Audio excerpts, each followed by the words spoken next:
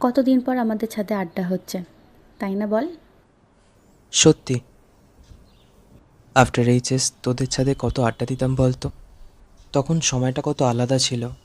মানুষগুলোও।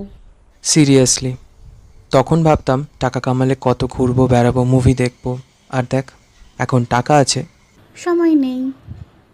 তারপর বল, শেষটার কি খবর? এত বছর হয়ে গেল, তাও তুই এখনো ভাবিস আমার সাথে সৃষ্টার কোনো সম্পর্ক আছে? দিব্যি আছে।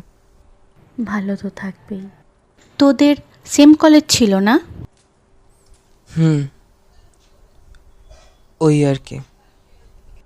মাঝখানে শুনলাম রিতম নাকি দিল্লি গেছে। হুম। ছাড়, তুই কেমন আছিস বল? আর কেমন আছিস? এতগুলো বছর তোর জন্য অপেক্ষা করে আছি।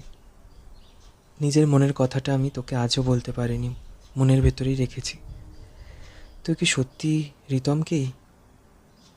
আছি, ওই আর কি। আর তুই? ওই চলছে।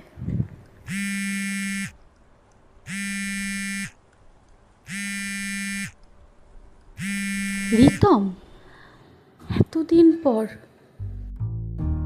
মনেরও তো মন ভালো নেই, এতদিন যেটার আশঙ্কা করছিলাম মনেরও তো মন সেটাই সত্যি ভালো হয়ে গেল। নেই।